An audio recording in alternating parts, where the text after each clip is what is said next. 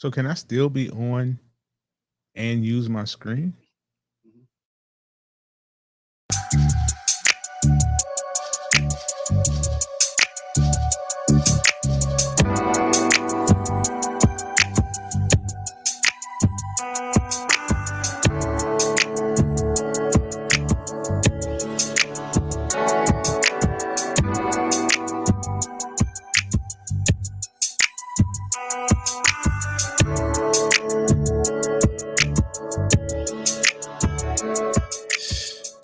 Welcome back to Relationship Status. It's your boy Yusuf in the building. Hey, CL Butler. We're kind of off. A little bit off today. A little bit off. Nique usually brings us in, so I guess we're here. Remember, you catch us on all podcast platforms every Monday and Wednesday. And shoot, I guess we could. Hey, we're gonna have to get started without her today. Yeah, just kind of not with us at this current moment, but she'll be here. Yeah, she'll be here. She'll be here. She'll be here soon. She's with us in spirit. Yes, a short spirit. Yes. And it's close to Halloween. Anyway, that's a good one. Yeah. How was your week there, my great, brother? Great. You had a great week? Yeah, how about you? Man, it comes and goes. Great week. Season's changing a little bit. Yeah, it's getting a little cooler. Yeah. I'm starting to enjoy this though. Like that, this southern weather, this heat is it's something I can never get used to. You've been in South Carolina 20 years and you still can't get used to it. I can't get used to this heat. This heat is ridiculous. I don't even know. You go outside and start cooking for no reason at all. Okay. I don't cook, but okay. Anyway, I'm more of a microwave. You more of a microwave? Yeah, I'm more of a microwave type guy. See, you got to get in, get in the kitchen, get on the grill. I'm going to advance myself. I'm good at air fryer. You go get an air fryer? Yeah. Well, you can have mine. I ain't never used it. Step it up a level. We have a treat for you guys and gals today. Mm-hmm. Mostly the gals. Mm-hmm. Guys too. Guys can learn from this. Guys need this information as well. It's going to give us some insight. It's going to give us some insight. Yes. We have relationship coach and Anwar White. Welcome to the show. Thank you so much for having me. Thank you for joining us today. How are you guys doing today? It seems like it's a bit of a crazy morning for you. It is. It is. It is. Yeah, it is. That's our co-host calling now. Thrown off a little bit. Yes, I'm sorry about that. But yeah, we're kind of off kilter a little bit, but that's why people join. Love it. Yeah, exactly. Yes. So welcome to the show, Coach Anwar. We kind of connected and felt it's very interesting to get you on our show, get you to talk about basically what you do. So well, first off, let's start with this. Where are you from? So I'm originally from California, Los Angeles, and I currently live in Montreal, Canada. Yes. How did you make how did that transfer? Like, how did that migration happen? Oh, wow. Yeah. So I was living in the Bay Area about 7 years ago. And at that time, we had small children. So my partner and I were not enjoying everything that San Francisco had to offer. And as you all may know, it is probably one of the most expensive places to live. So we were like, let's move. Let's go somewhere that it's going to be much cheaper and actually probably a better quality of life for our children. We have 3 children. 8-year-old twins and a 3-year-old. So that's why we came to Montreal, which has been a really great decision. All right. Well, when you holding back on us a little bit, because you are well-traveled. You lived in a lot of places. I see you've done your research on me. Yes. Yeah, so we do a little background of it. Yeah, a lot of places. AKA stalking. Yeah. So could you riddle off the places you've lived? I have lived in Germany. I've lived in Italy. I've lived in Guatemala. I've lived in Mexico. I've lived in New York. I've lived in Pittsburgh, Pennsylvania, all up and down California. At one point, I had 10 different addresses in 10 different years. So yes, I love to travel. I love to get it in, like probably many of your listeners do. And I think that's made me probably someone who can relate to a variety of different people. Yes. Okay. Yes. So what brought you into this particular line of work? Well, what is it? Well, let's start with this. What is it that you exactly do? Yeah, no problem. So I work and help highly educated Black women Hmm.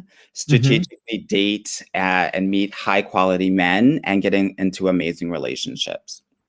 So a lot of the work I do is not just external, like text him this or this is what you need to do on a date, but more internal, right? Like figuring out who you need to be, right, to be in an amazing relationship and to Hmm. heal some of those parts of ourselves that haven't been healed already. Right. So I tell my clients all the time, like you can get into a relationship tomorrow just by lowering your standards. That's not what this work is about. This work is about actually elevating to the relationship that you've always idealized and dreamed of. Oh, okay. Um, you deal with a lot of, well, mostly women, correct?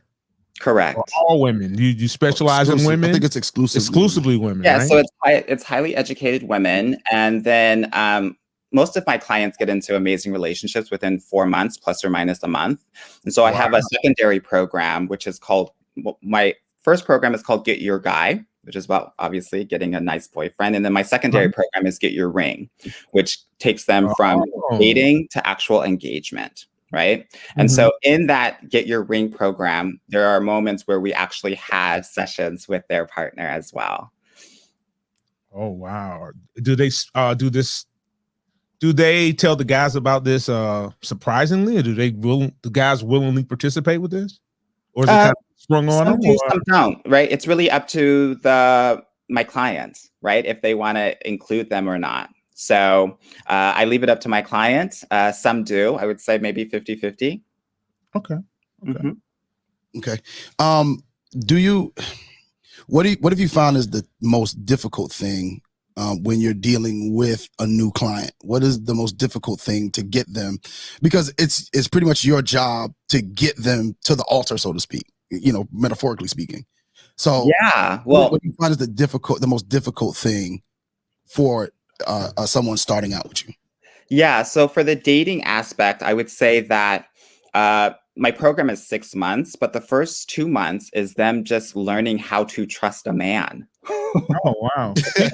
You find that No, that's right? a So I common have to issue? actually fight with them to ensure and let them know that I'm on their side. I'm here to help them, right? That I see what the finish line looks like, and I'm going to push and encourage them to get there, which means that I'm going to challenge them to check in with me, that we're going to make all of their love decisions together, right? Because that is going to be what it looks like to be in a relationship.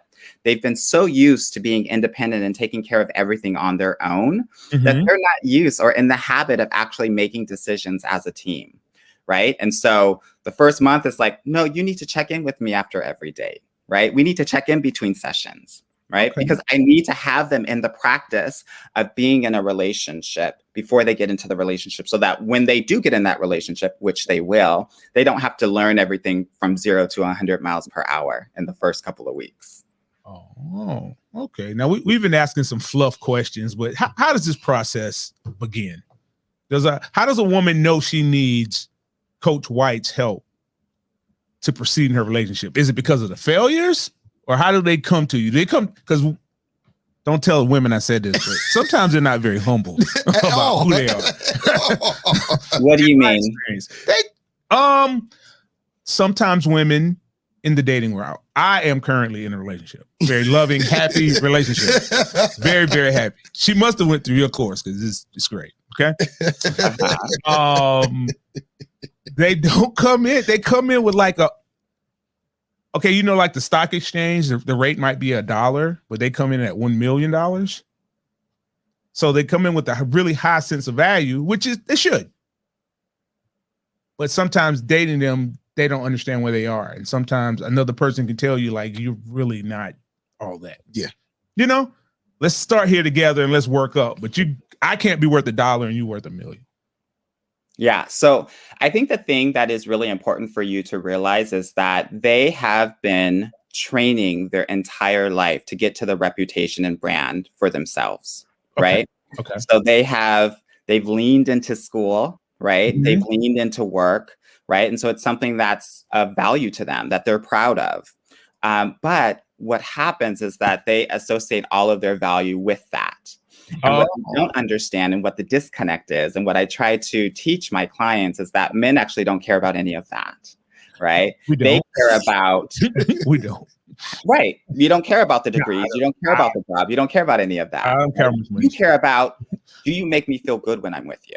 Right. So I give them this acronym, which I think is really helpful, right? GAS. I want you to gas up your men, right? I want you to make them feel good. I want you to make them feel accepted. I want you to make them feel strong. Right. All of those three things. That's all they really care about, right? They don't care about all of the things that you've done. You talked about, you think that they are all that and that they need to be humble. Actually, no, they don't come in humble. I don't want to humble. No, you use the word humility, right? Yes, which is humble. Yes. So I'm gonna use your word. I don't want to humble them. I don't personally want to do it. Apparently you do, or you wouldn't have used that word. No. What I do think is important for you to realize, which is my point, is that those are all just walls, right? That's all to keep them protected and safe, because they do not feel safe around men. Okay. Right? Okay. That is just a facade. And part of the work that I think is really important, that is something that it's like first sentence that I say in all of my consultation calls, is my work is about you getting to know all parts of yourself, right? Even the parts that you're avoiding, neglecting, ashamed of, right? Because they need to come, as you said, there's a disconnect there. You're not able to see all of them because they're using this facade as protection, but they actually need to show all of themselves in the dating realm so that men can actually get to know them and there can be a connection, right? Yes, because Yusuf really needed that advice. How? Because you're searching or single or something. I don't know. Don't say that pressure on me. I'm single. I'm single. Yeah. Okay. It's nice to know. Okay. So we have some insight to how women kind of see a situation. Is that correct? That's cool. So yeah, you're right, Sia. Okay. So Yusuf can use this. Many other men. I personally can't. Because I'm happy. Because you're happy. I'm very happy. Very happy. So they contact you.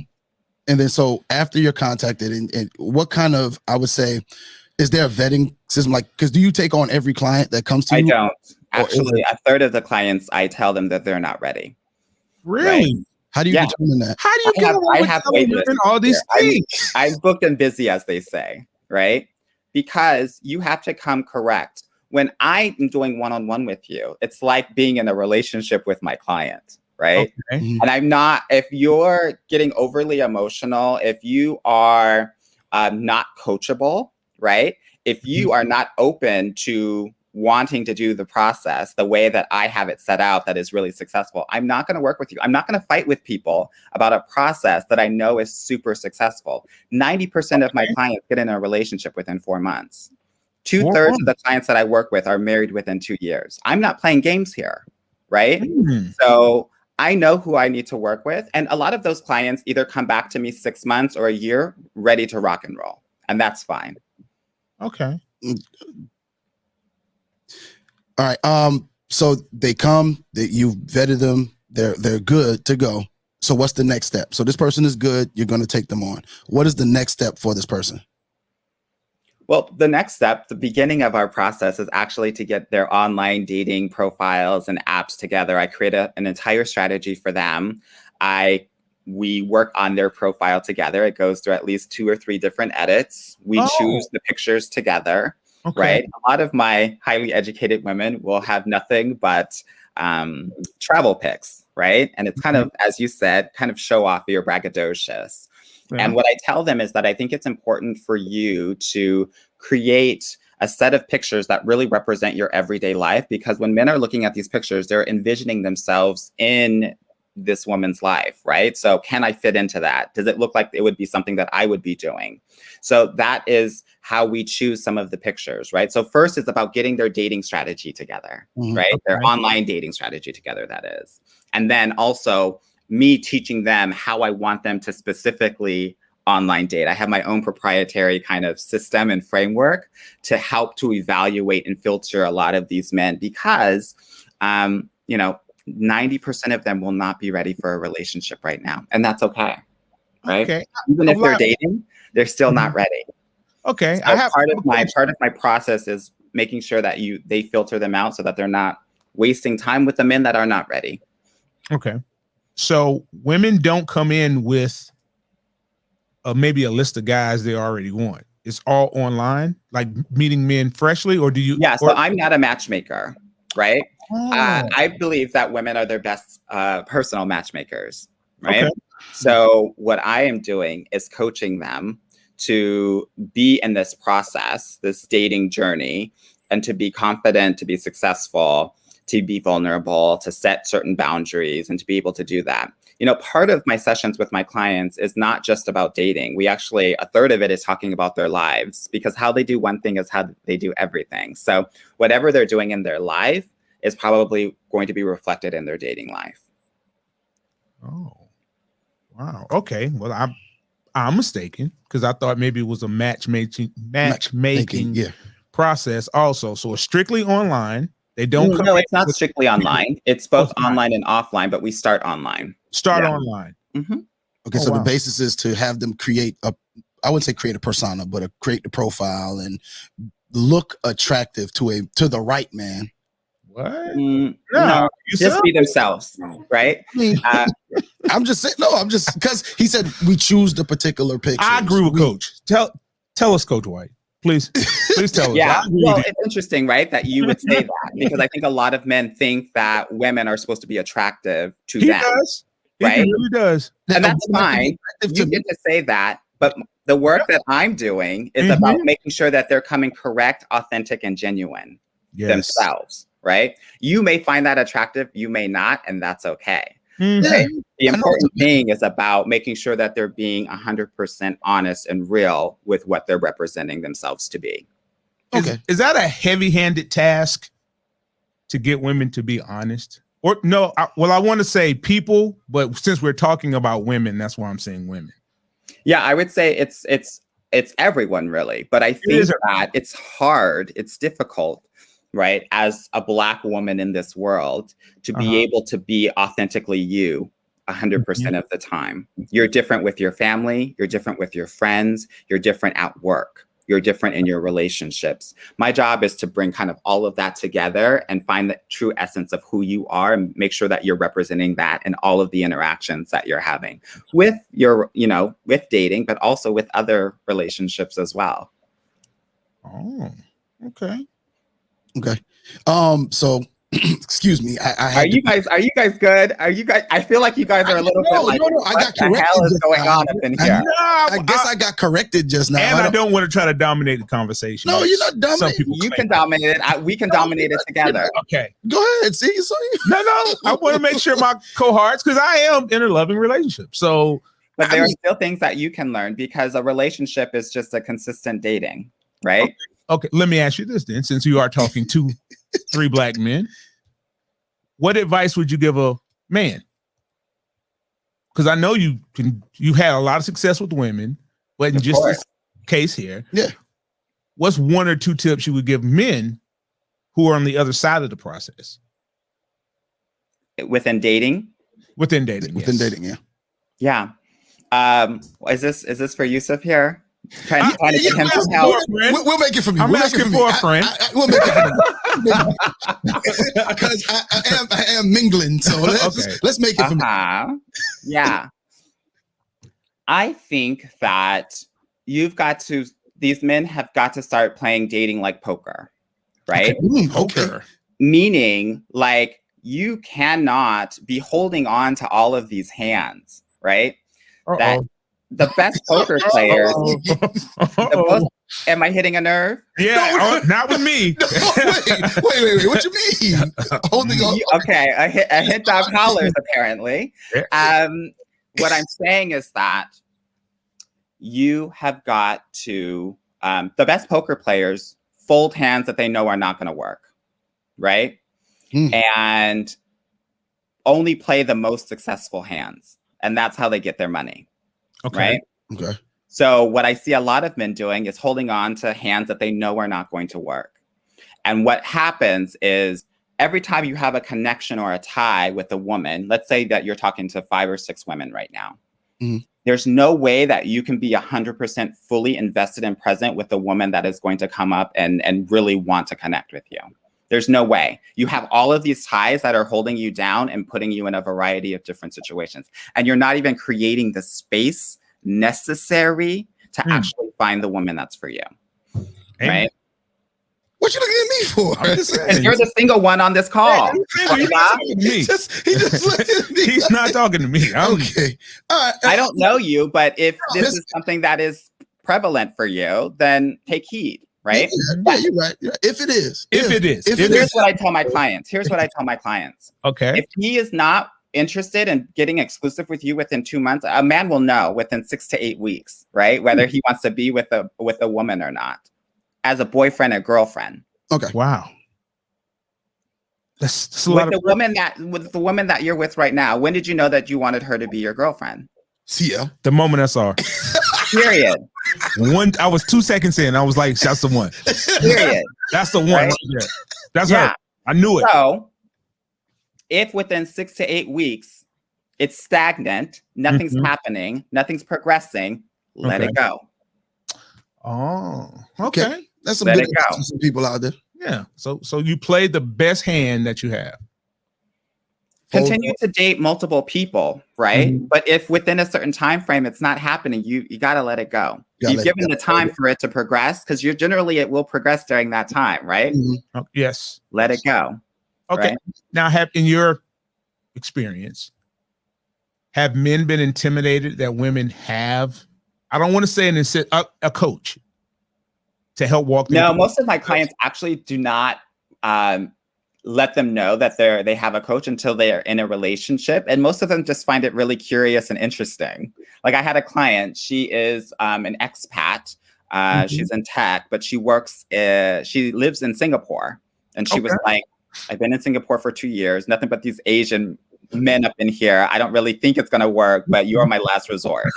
Right? I was like, no problem, girl. Got you. And she got into a relationship 2 months ago, right? Month 4-ish.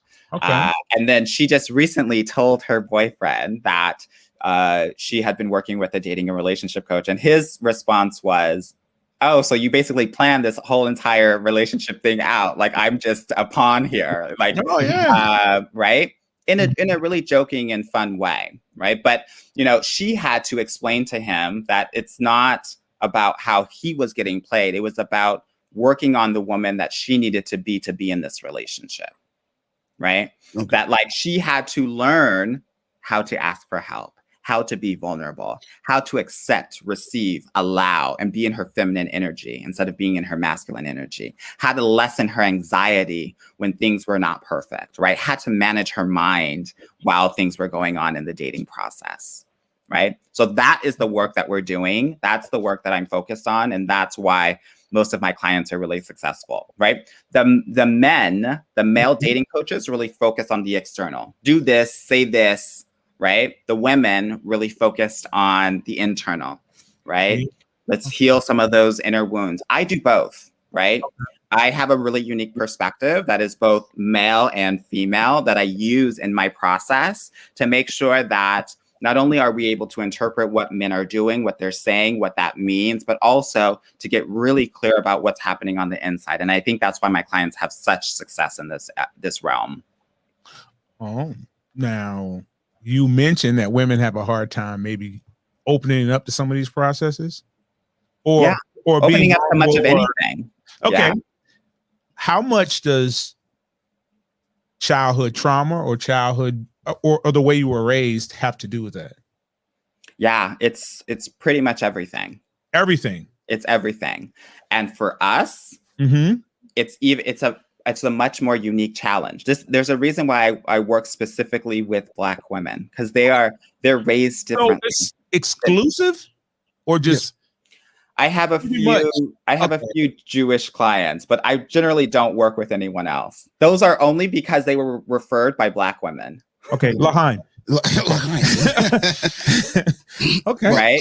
Yes. We grow up differently, right? We don't have the luxury of having one parent stay at home. Both of our parents stay at work because they have to put food on the table and a roof over our heads, which means that the emotional needs are often neglected as children, right? That these women that are high achieving, that are highly educated, have to find validation in other ways, right?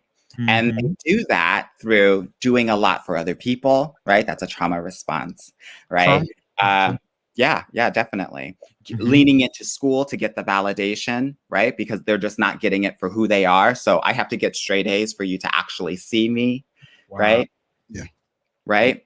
Or also, we have a lot of my clients that are highly educated, have to go through overly critical mothers and or I would say like narcissistic or abusive fathers, right? Those are the two kind of archetypes that I see quite a bit of, more so the overly critical mothers, right? A lot of people talk about daddy issues, right? And that's for a certain demographic. I think for my demographic, the highly educated women, it often comes and stems from the mother, right?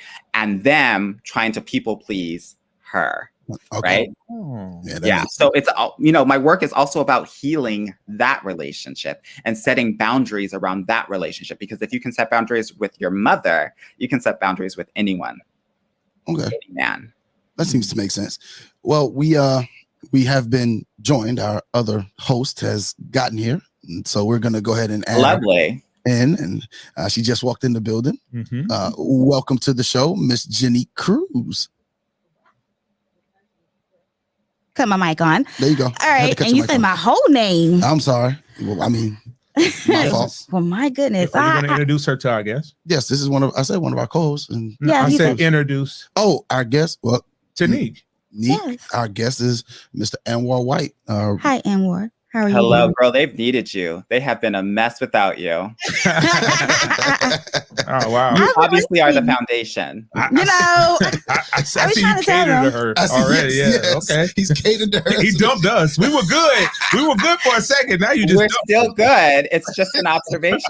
No, I'm thinking about becoming a client. Okay. Wow. You thinking about becoming a client? Hey, there you go. Well, Nique, he doesn't take all clients. So you have No, he doesn't. Okay. But he does take Black women. He specializes in that. He doesn't take all of them. No, he doesn't take all of them. No, he doesn't take all Black women. Yeah, he's very. You have to have a pre-conversation, correct? I have a consultation with all of my potential clients beforehand just to understand what their issues are. Sometimes it's about actually you need a therapist, right? Yeah. Actually, there are some deep-seated issues here that are outside of my purview, right? Sometimes it's that. Sometimes it's you're not coachable. You're not ready. I'm not going to be arguing every little thing with you, right? Okay. With that being said, is it fair for a man who is courting or dating a woman to take the same position that you are? It's not unreasonable, or is it? No, that's not unreasonable. You get to do whatever you want in your dating process, right? You get to choose who you want to engage with or not, right? And it's important for you to let these women know, I'm not really interested in the back and forth and the arguing. And they get to make a decision about whether they want to shift how they've been presenting or not. Okay. Yusuf gets to do that. I don't get to do that. You get to pivot, I guess, through the process, is what you're saying. What do you mean? And no, you're saying you get to choose and you get to she gets to choose. She gets to choose, or I get to choose? No, she gets to. You got to present her with a boundary. I think we got to let Coach White explain that to y'all. You're so formal. He's going to explain it to us. Okay. My apologies. I'm saying that everyone has agency in their own dating journey. Okay. What I will say specifically for women, though, is that they have been socially conditioned and programmed to want to be chosen. And part of my process is actually having them choose. And they do that through the proprietary work that I do with them in terms of how I want them to date online and how I want them to be engaging with men offline as well, right? That men can go to them and, address them and approach them and all of that. But it's up to the woman to say yes or no. And a lot of women are not actually making the intentional decision. They're actually just going with the flow of whatever the dude wants. Right. And that actually doesn't serve them. You said that's what you're taught? Yeah. We're told to kind of go with the flow. Well, no, I think like when you're in junior high and a guy walks you home, right? Or holds your hand or dances with you, suddenly the school thinks y'all are together, right? But it was based on what he did, right? And the woman being chosen. We are in 2021. there actually isn't much more of that moving forward, as I think you all are noticing. A lot of these gender roles, or traditional ones, are getting a little bit more blurred. We're having more nurturing and sensitive guys and more masculine dominant women, right? And so is that good? I'm not here to say whether it's good or not. What I'm here to say is that this is reality, and this is what we're living in 2021, right? And so I think it's important for us to be cognizant of that, especially when we're dating, right? I talk to women all the time who are highly educated, and I let them know you can choose what energy you want to be in, right? You have a lot of people out there saying you got to be in your feminine energy. You got to be in your feminine energy. Actually, you don't. You get to choose whether you want to stay in your masculine energy or if you want to be in your feminine energy. A lot of these women have not felt safe enough to be in their feminine energy, though. And if they don't, that's okay. If they feel more comfortable in their masculine energy, that's okay too. It just means that their dating strategy changes and that they're going for men that are more nurturing types. I have a client right now who is a tech executive who is with a guy that's more of like a teacher, a nurse, right? The more nurturing types. That yin and yang works because we still have the masculine and the feminine, right? So I think the takeaway for the female listeners out there is that you get to choose what energy you want to be in, but it just means that your dating strategy has to change to be in accordance with that. Okay. Coach White, what if you're dating a manly man like myself? And the masculine energy ends up colliding with a man. It's not a match. A man and a half, actually. A man and a half. Yes, I'm a man and a half. Oh, you gave yourself a whole other. Yes. Okay. Yes. Hey. It's hereditary. What is the question? The question is, what happens when those two energies clash? They're going to clash, right? It's not like if they're going to, they will, right? This is what happens generally. Okay. We have a masculine woman and a masculine man. They're going to butt heads. They're always going to argue. They're always going to figure out who is the one that's driving the car. Okay. Right. And I always think like the masculine energy drives the car. The feminine energy actually is in the passenger seat, but has the GPS. The car cannot go anywhere without the direction. I truly believe that the feminine energy or the woman sets the pace and the depth of the relationship. But a lot of women don't know that, right? Yes, they don't take on that role. They don't take on the reins of that. And so a man who actually doesn't know where he's going a lot of the time when it comes to relationships because he's not in tune with what the woman wants and needs will take it any which way. Yeah. Right. So one way that two masculine people, they'll bump heads. The other way is that if I have a masculine woman and a masculine man, sometimes the masculine man might actually turn into a little boy and become mothered. Right? Oh, no, I don't know about that guy. Okay. No. What happens, so to speak? What'd you say? Are you saying like be overpowered, so to speak? Bow down. Or he may just No. I'm not saying bow down. What I'm saying is that these men see that she's doing all of these things and he allows it, right? Okay. And he actually takes advantage of her. And she continues to give.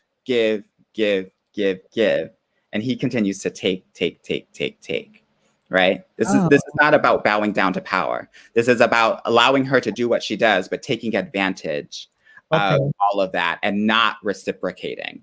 Because many men probably feel uncomfortable when women are doing too much for them, right? That they actually are wired to want to provide and protect. And so when he's not providing, right, it can be really uncomfortable. That's why you get the butting of the heads with the masculine and the masculine. There are some men that are like, I don't want to fight with you. So just do what you're going to do. And I'm just going to take what you're going to give me and continue rocking on, right? So those are the two things that happen with two masculine people. So basically there's no way for that dynamic to work. No way. Okay. That's why I can see that women need to actually get really comfortable in their feminine energy, or they need to find someone else that's going to be the yin to their yang. Oh, okay. So if they want what they want in an alpha male or a very masculine man, so to speak, then she would need to change. What you're saying pretty much is like she would need to change what she date differently and change who she wants as a man. as a mate, so to She speak. either needs to change herself, right? Or change who she's going to be dating, right? Okay. And here's the thing, right? I think we talk a lot about masculine and feminine energy, but this is only really pertinent for the beginning of the relationship phase. After you're in a committed relationship, it's about the partnership. It's about the team. And whoever does the best thing for the team is going to do that thing. If your man is a good cook, he's probably going to do most of the cooking. If your girl is like a CPA, she's probably going to handle the household finances. It's about who does the best thing and which thing, right? Mhm. And so when you're in that partnership, the masculine and the feminine kind of come closer together, and it gets more evenly split in a lot of different ways, right? Mhm. But so this is really about the dating and the beginning relationship phase, right? And then I also want to just offer, like, when people are like in their 50s and their 60s, and women are going through menopause, and men are also, their testosterone is going lower, they actually naturally biologically become more in their feminine energy, and women actually become more in their masculine energy, right? So these things shift and change with time as well, right? So I don't want you to feel like just because I'm like in my masculine energy now that's going to be the case forevermore. That's why you got a lot of women that are actually hitting their stride in their career in their 50s and their 60s, right? And you have a lot of men out here manicuring their lawns, doing landscaping, gardening, right? With their pets, right? And getting more into their nurturing, because biologically that stuff is changing in them, right? So I just want to put some timing around this masculine and feminine energy, because I think a lot of people put pressure on themselves, like they have to be one thing and it has to be that thing forever. But it's really how we come together is what's important when it comes to that masculine and feminine energy. If that makes sense. That's a really, really, really good point. Yeah. Mhm. Really good point. So we all have to be malleable and able to change as the relationship progresses. Yeah. And we naturally will, right? Yeah. Okay. Okay. Well, I have a question since I'm coming in late. I don't know if this has been answered. I was fashionably late. Okay. What would you say to a woman that dates multiple men? Do it. Hey. Do it, and do it well, right? That you should. What has happened is that women have been, again, socially programmed to that makes them a hoe, a slut, whatever it may be. These men are doing it, have been doing it, will continue to do it. I think of this as a diversification of your portfolio, right? Mhm. If one man goes down, you still got a couple of other ones that are going to be important that you can be shifting your attention to. And in my program, I call it Olympic dating. You always need to have a gold medalist, a silver medalist, and a bronze medalist, right? And the medal contention will change based on how they show up or not, week by week, right? Just because someone is a gold medalist doesn't mean that they're always going to be a gold medalist, right? That we have to be evaluating them on a weekly basis, because he might have showed up really well in September, and then October he's showing his ass, right? Mm-hmm. He's going down. Maybe he's bronze this month, right? And somebody else takes that gold medal standing. So we have that evaluation needs to happen on a regular basis. And also another reason why we want to kind of date multiple people, or what I call Olympic dating, is that it protects your heart, right? When you hyper focus on a man, no man is perfect. He will disappoint you at some point, right? Just like you may disappoint him. But if he does disappoint you, you're not going to be tripping and stuck on that if you have multiple men that you're dealing with. I actually just worked with a client this past weekend. Yesterday, I had told her last weekend she needs to dump a guy. He's not doing what he needs to do. It's done. She did that, which was very hard for her, because a lot of women are not comfortable dumping men who they've been on multiple dates with. That's not how they've been conditioned. So this is about stepping into their power. And I talked to her yesterday, and she said, you know what?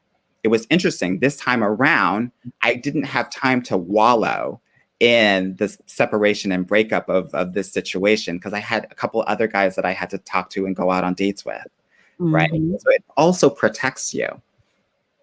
Okay. Well, I like to I want to ask a question. Is there a time period on Olympic dating? Because some people think you can do this forever. That was gonna be my question. And that doesn't sound sustainable at all. I tell my clients that you are single until you are not, right?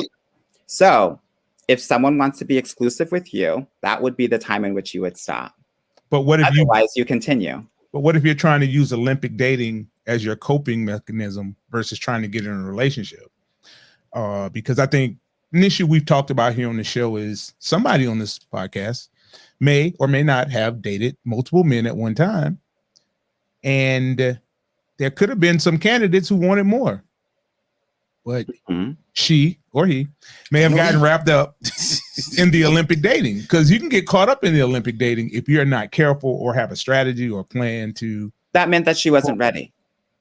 She wasn't ready for a relationship. So the onus is on the woman if we were talking about. You want to jump in here, Nique? Oh. Well, first and foremost, I wasn't ready for a relationship. Period.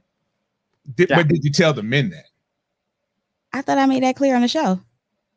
I told them that. I'm asking a question. I'm asking you a question. I wasn't in part of the Olympic team.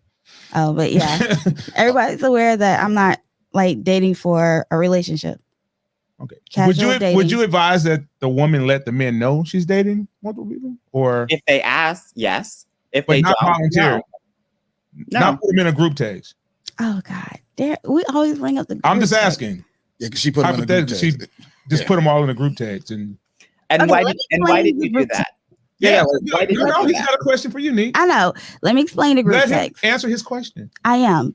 The reason why I put them in a group text because it wasn't going anywhere, and I needed something to push them away. What? That is not healthy. Yeah. Coach. So what that means to me is that we have some boundary work to do, right? Meaning that you need to be communicating clearly. And this is not something that is just happening for you. It happens for a lot of Black women because as Black girls, you don't get to have your boundaries respected. You don't get to say no. You don't get to say, I want this and I want that. You're told what to do. And so you've been conditioned to do so. So it's very difficult to say these things, especially for men who you don't want to disappoint, which perhaps that also happened with you and your father, right? Where you couldn't say, yes, no, I don't want this, I want this. Or else he probably maybe would have gotten upset, angry, yelled, right? That we have these traumas that come up that disallow us from being able to speak clearly and accurately to these men, right? And so that's part of the work that I do, that I help women be able to set those boundaries with friends, with family, right? At work, so that when that situation comes in their dating life, that they're already practiced, that they already have the reps in and feel confident enough to set those boundaries and feel okay about it and not feel mean or rude or like a bitch or anything like that. So I don't want you to shame yourself, because this is something that's been programmed. And part of the work is actually deprogramming yourself from that. Okay, I agree. Because a lot of times I do feel bad or I'm too scared to say, I don't want to talk to you. So yeah, I can agree with that. Because you fear what? I fear. Tell the truth. Shame the devil. Some of these men, I'm scared of being hurt or being told something I don't want to hear. Yeah. Right. So there's always fear behind this. It's not like you have the skills to do this. We just have to activate them. Right. I'm so glad that you're sharing this, because I'm pretty sure that there are so many listeners out there that feel the exact same way that you do. Right. Yeah. That's good. Now we said we would talk about the difficulty. So I want to word it correctly, because there was a way you said it when we talked in the pre-show. The challenges that women are having. Yes, in dating. So what do you find are some challenges that women are having? Yeah. Well, we talked about it a little bit, right? Knowing what energy they want to sit in. A lot of women will be in their masculine energy and be trying to talk to masculine men, right? They either need to change themselves or change the men that they're dating.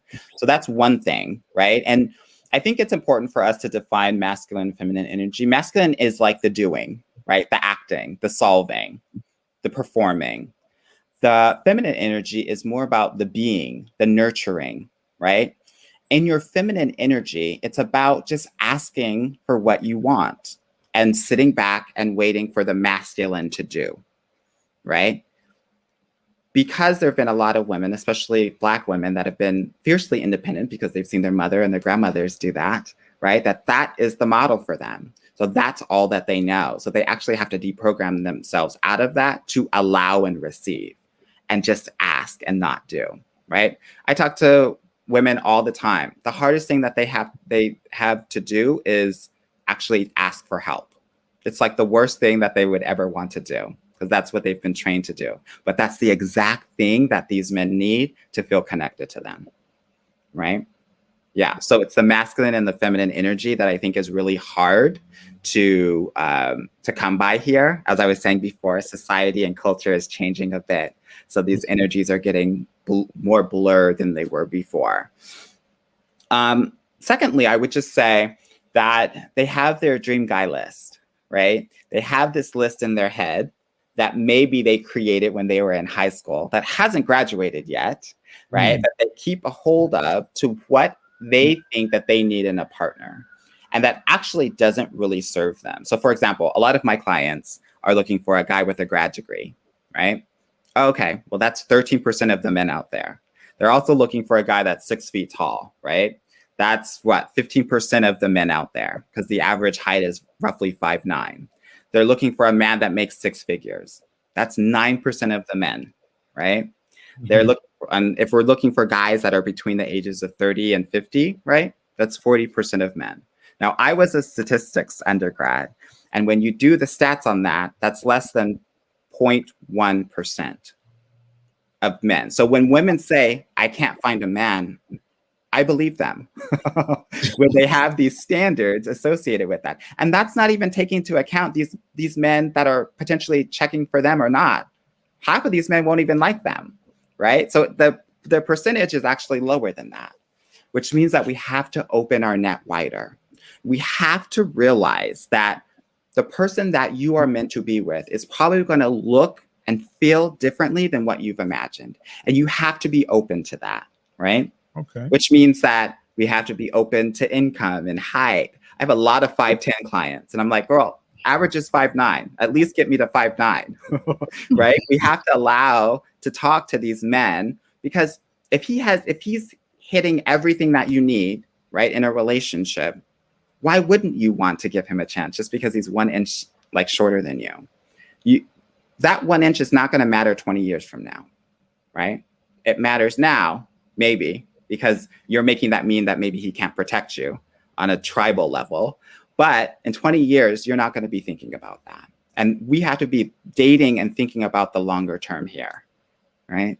So realize that we have to open our net wider. And it also means racially, right? Like, especially with Black women, right now, for every Black man that's graduating college, there are 2 Black women that are graduating college, right? Wow. So the way people date now, it's called assortative dating. Mm-hmm. So I'm at this level, and I need a person that's at this level. Okay. Right?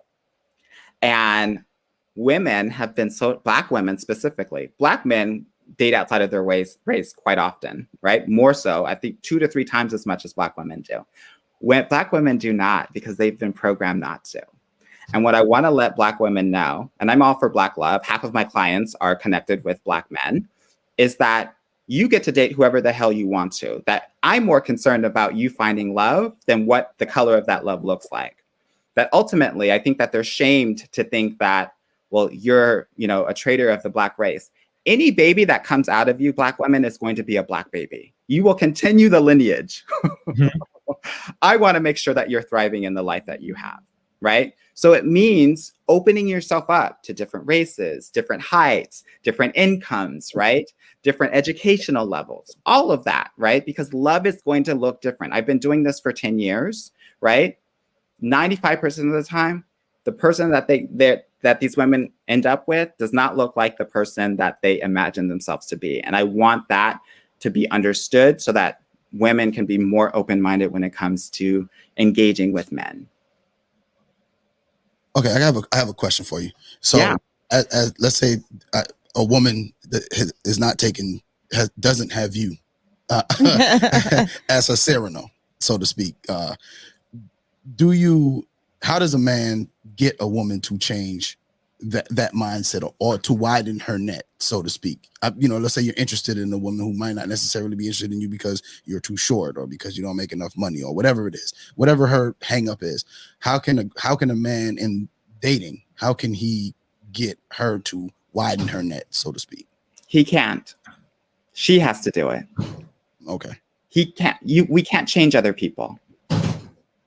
Okay. We seriously cannot change other people. What we can do is change ourselves. And I say the same thing to women as well, that ultimately you can't change a man, right? He's going to do whatever the hell he wants to do, and that's okay too, right? And so it goes both ways. All you can do is show up as the best version of yourself. And if that is making that woman feel great, amazing. She might continue to engage with you longer, right? We have this bias that once we start to see more and more of each other, it's natural for us to actually feel closer to them. So, being persistent, obviously respecting boundaries, but showing up, continuing to show up, right, will keep you on a little bit longer so that she can actually get to know the real you and feel connected to you. So that would be the advice, is just to stay around, kind of until she says, get the hell out of here. Then we respect that, obviously. But we show up, right? And we show up consistently, right? So just kind of be yourself. And there is a woman who is going to fit yourself. I truly believe that. I do too.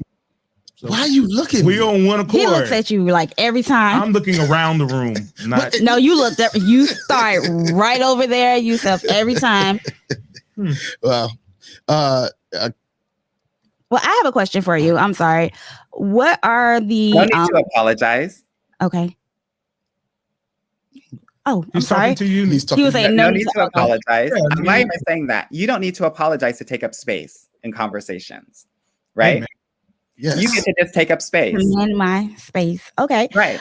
But you've been conditioned to feel like you have to apologize for actually taking up space. I'm saying this because a lot of the women that I work with do the same thing. And it is important for you, especially on these dates, to take up at least 50% of the conversation, right? We can't have these men. These men will actually dominate the conversation because they're trying to impress you. But in doing that, they're not going to actually get to know who you are. So you actually have to interrupt, or you have to say, actually, I want to tell you more about myself now. You haven't been asking me enough questions, right? Okay. Oh, wow. Yeah. Wow, that's great advice. Yeah. Nique, what's your question? My question was I'm sorry. Yes. What are your the age range for your clients? I work with women that are between 30 and 50. Okay. Between 30 and 50. Why do I do that? Most men have, I call a second puberty around between the ages of 30 or 32. They gain a little bit more weight.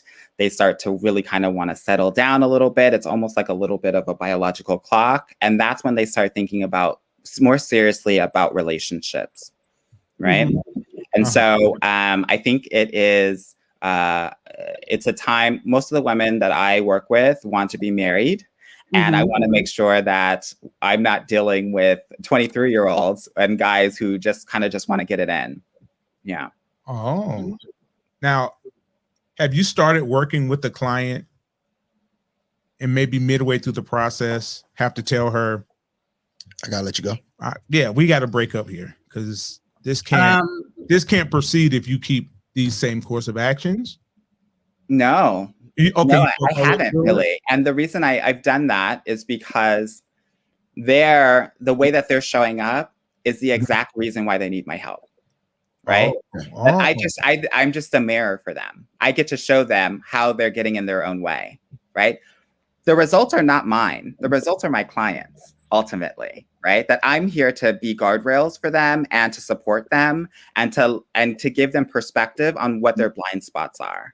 So a lot of the time they may not be serving themselves. And my job is to let them know, when you do this, this is generally what happens. And that doesn't necessarily help you. So, yeah, no, I vet them pretty well at the beginning. Okay. Well, the reason I ask is because most men don't have the luxury. No, we all have the luxury of being educated. Mm-hmm. We just aren't, or we just don't take advantage of it. So a man in this position of having to explain that to a woman is a little hard while trying to date the woman, because I think it's perceived as you trying to gain an advantage, but you're really trying to help her per se, just like she's trying to help you, or no, not trying, helping you. So that kind of information isn't received. Is there a way to deliver that type of information so that you still stay in a space of dating as well as advising? Yeah, so it's a really interesting question, right? So basically what you're saying is, I want to tell her about herself. Sometimes there is just right? cause to tell someone about themselves. Just yeah. As you may know or have already been through it. The first thing that I think is important is to ask for consent first, right? Consent. Let me write that down. Consent. Okay. That you don't get to just tell somebody about themselves. That you okay. Okay, I didn't know that. I know you didn't. That's why this question is so interesting, right? Consent. Because if you do, switch the shoes, right? If somebody starts telling you about yourself, you're just going to get defensive, and you're not even actually going to be listening to what they're saying because you're too busy fighting it off. Now, I would agree with you normally, but not about that with me, because I've worked with my family and they volunteer more information than you ever would want to know about me. Okay, good. In that regard, but I do understand. Most people will be in defense mode and not listening mode. Yes. Right. Okay. Consent. And also, when you gain consent, and consent is like, hey, I've been observing some things lately that I really want to talk to you about. Is it okay for us to talk about this now, or do you want to talk about this later? Right. Okay. Yes. Why do we say this? We say this because if they say yes, they're giving consent for you to tell them exactly about themselves. And they can't say, oh, I don't understand why you're doing this. Oh, why are you coming at me so hard? Oh, blah, blah, blah, blah, blah. Right? Just no, mind trick. To have this conversation now. So we're going to have it now. Okay. Right? So we have the consent first and foremost. And that's the case for any serious conversation. So what's the leading question? Do I have consent to tell you this? No. You let them know there's something that I want to talk to you about. Okay. Right? Is it okay to talk to you about this now or later? Or at another time? Okay. Yes. I'm going to add that to my repertoire. So it's letting them know basically that we're going to talk about it now or later. No, it's asking their permission. Is it okay that I ask you these questions and get into this conversation at this current moment?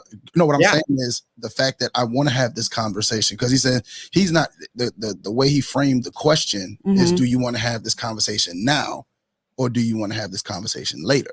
No, he framed the question of, is it okay if we have this conversation now or can we have it later? I mean, obviously our question needs to be, That's what I'm saying. So, hey guys, it's inferred that we're going to have this conversation at some point. Correct. That's what I'm saying. We're going to have this conversation at some point. But the choice is theirs, right? We always want to give people agency and autonomy, right? So am I really asking for consent of me telling my thoughts, or am I asking for consent of when to do it? You're asking for consent on having a conversation about this at all, right? Okay. The person can literally say, no, I don't want to talk to you about this at all. Okay. And that's okay, right? But you've asked them and they've been able to have their agency in this conversation. Secondly, after that, right, it is important, and I think a lot of men don't do a great job of this, of actually a lot of men actually will say, you're doing this, and this wrong. Instead, what I advise my clients, and I will advise men to do as well, is talk about how you are experiencing their actions and behaviors, right? So instead of saying, you yell too much, right? Right? Or you're always on my jock, right? Or whatever. I don't know what you guys say.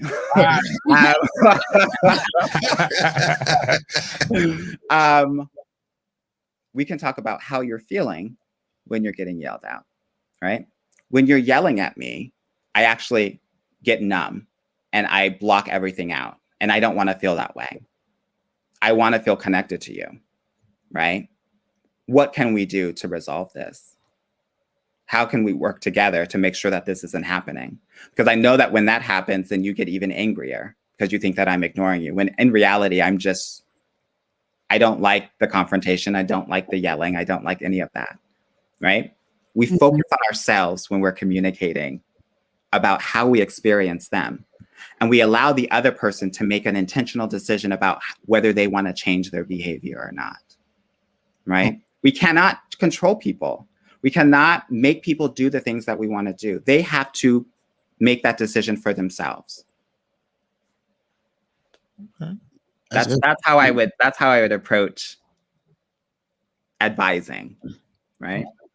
Okay, advising. So you would tell them your experience instead of telling them it's not, well, because you're not telling them about themselves. You're just telling them, this is how I feel. You're telling them about you. Yeah. So they can't tell you, no, I don't, because you can't tell me my experience. That's Even right. though it's about them. Your feelings are not debatable. Your experiences are not debatable. Your perception of the experiences is not debatable. Mm-hmm. Okay, that's cool. Nique, anything here? No, not anything right now. Y'all don't have any more questions. We have a licensed expert here on the line. So I licensed expert. Yes, because he's You're certified. Certified. And this All right, well, let me ask more questions. Go ahead. No, I was saying that I will ask personal questions about myself. I think we need to go to Nique. Okay. Okay, because we can come back to me. And go ahead, Nique. Because you're in a relationship. I'm a single one. People in relationships still have to do the work.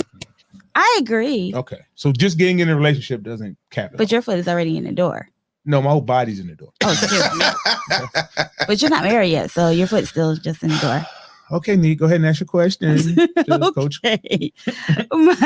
Also, like I do date multiple guys. I call it I look at it as an internship. Like this guy, that guy, like whoever is doing the best, just like you said with the gold medals, silver medal, all of that.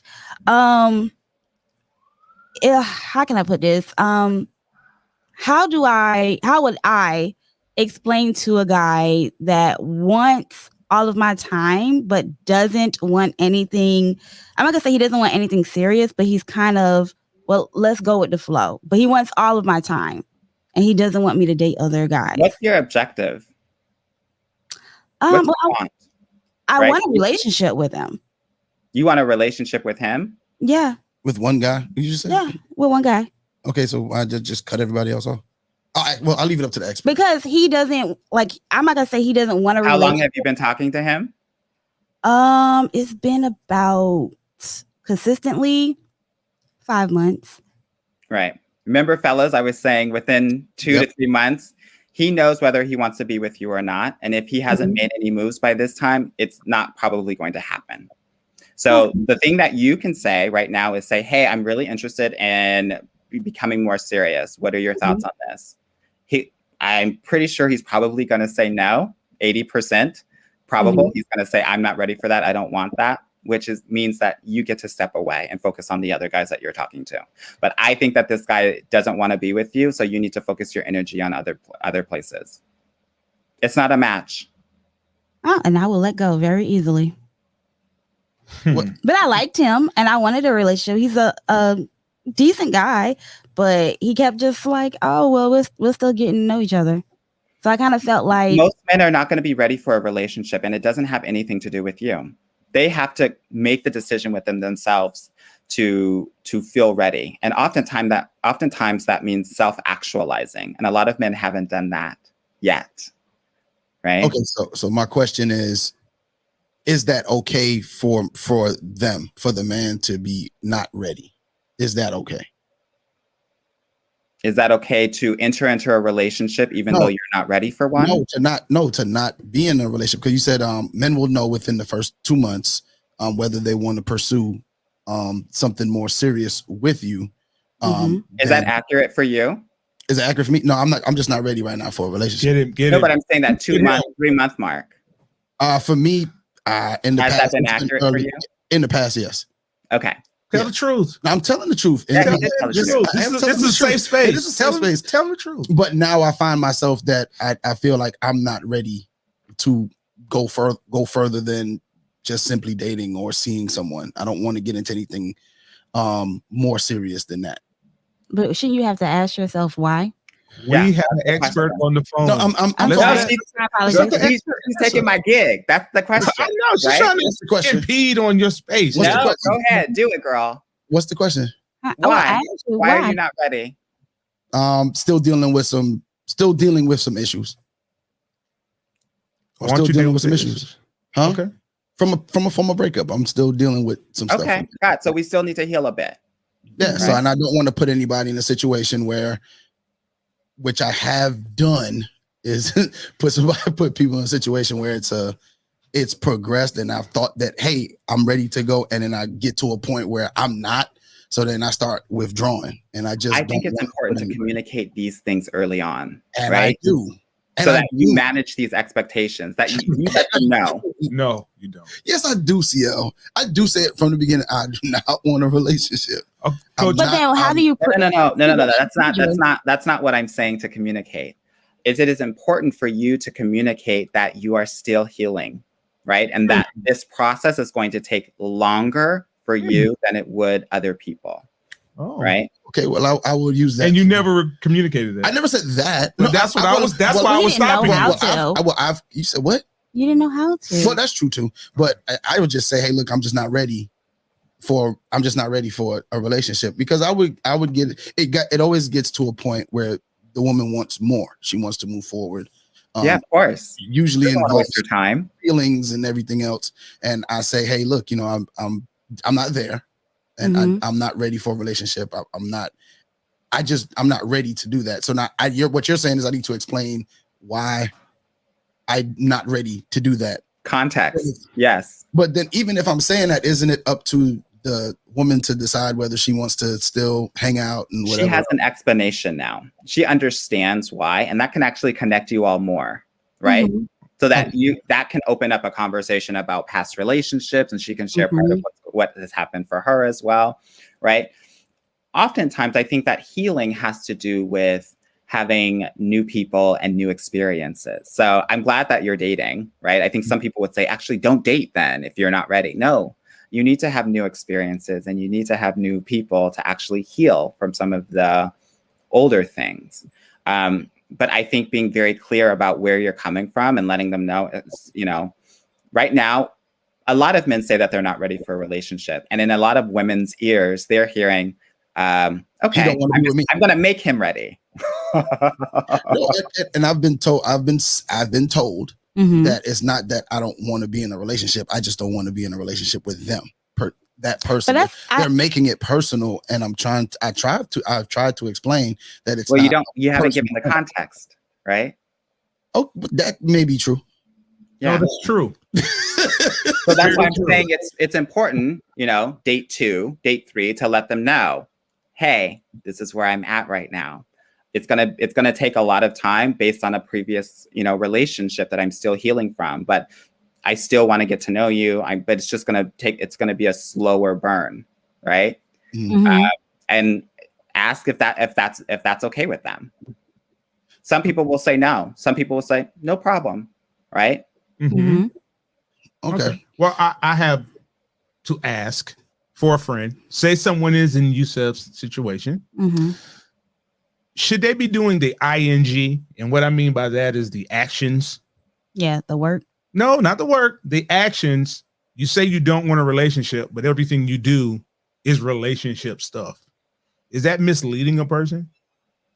Not if you manage expectations early on, right? Because I don't think that those actions are coming from an ill place, right? That is just something that he naturally does when he's feeling good with somebody, right? So if he does the first part, then he can still continue some of the actions, but he's explained it with context. Yeah. Go to the next step. That's right. So that a woman is not expecting in a month or 2 that y'all are going to be together. Okay. Right. Mm-hmm. Okay. Because that's where the rift comes, right? Yeah. Around that 2-3 month mark. Yeah. Yeah, what are we doing? What's going on? I've had a couple of riffs. Yeah, he's had a few riffs. Okay. Yeah. Okay, well, definitely have had. You helped me out, Coach. I mean, I appreciate you. You know what? I thought we were actually going to get some fluff, but we got a lot of good information from you. Tons of good information. And you're not only providing relationship advice for male to female or female to female or male to male, you're actually giving advice that you can apply to almost any aspect of your life to build relationships. That's right. So we do thank you. Yeah, definitely thank you for being on. I feel like we still have a whole bunch of stuff we could still talk with. We do. Yeah, we do. We need to, we'll be in contact to get you back on again. Yes. And you good with that? Oh, of course, of course. We're going to hold you to that now. Yeah, Yes. we're gonna hold you to We're going to that. hold you to that. And, you know, I guess all heroes don't wear capes, huh? 'Cause you're out here So they saying- might wear hoodies. They might hoodies. Okay, they might wear hoodies. Okay. All right. Now, one thing we didn't bring up, and I know we only got a couple of seconds left. Your podcast. Tell everybody about your podcast. Oh, yeah. So when everyone is done listening to this amazing podcast, they can come over and listen to mine. It's called Get Your Guy Coaching. And we talk about all of these different topics in depth, right? As well as other things that are specific to the high achieving, highly educated Black woman. So for example, talking about studying at a PWI, predominantly white institution, and what that means for your dating and love life, boundaries, Black narcissistic mothers, all of these different interesting topics that are very pertinent for the Black woman. So yes, hit me up on the podcast. And if you feel like, you know, you want to learn more about what I do, and if it's a good fit, I definitely want to invite the listeners out there to book a free consultation call with me. You can do that at www.getyourguycoaching.com/apply. And yeah, we'll take that hour and we'll talk about what's working, what's not working, and what's hindering you from your love goals. Okay, that's a good plug there. Well, thank you. Yeah. Thank you. That's clean. You've done that before. I am a professional. Yes, you are. Yes, you are. Yes, you are. How can people follow you on social media? Yeah, just go to getyourguy_coaching, and we have a lot of motivational quotes. I'm on there doing lives. I'll also get on that real tip and give you some nuggets and some gems for you to think about, right? So getyourguy_coaching. Well, Okay. thank you, Mr. Coach Anwar White. We Yes. appreciate We your appreciate it. time. Definitely. We appreciate your time, and we will have you back again. Sounds good. Thank you so much for having me. Been a Thank pleasure. you. Thank you. We appreciate it. No problem. All right, Nique, lead us on out of here. All right. Well, it's your girl, Nique. I thank you all for listening. I'm sorry. I am like all off because I came in the middle of You this. are. You are. You are really messing up right now. You need some coaching. My apologies. Well, we want to thank Coach Anwar White for coming on Relationship Status. I'm gonna sign up for that consultation, and I'm gonna keep y'all updated and see how that goes. Until then, it's your girl Nique Cruz, CL Butler. And your boy Yusuf, and we are out.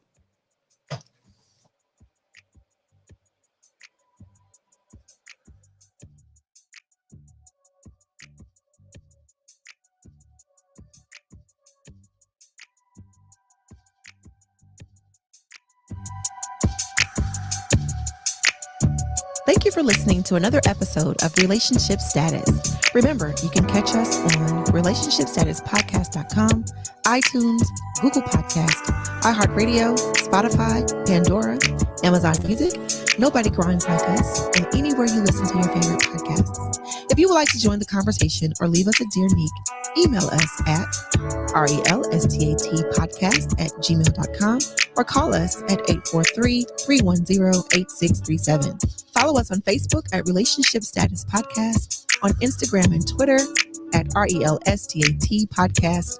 And don't forget to comment, share, 5-star rate, subscribe, and review. The Relationship Status Podcast is sponsored by Unfiltered. Whether it's hoodies, long sleeve tees, leggings, joggers, or tech suits, Unfiltered has what you need to express yourself in any weather. Visit unfilteredforever.com and use the promo code RSP to get 10% off your entire order. That's unfilteredforever.com, promo code RSP. And remember, there's a science to being you.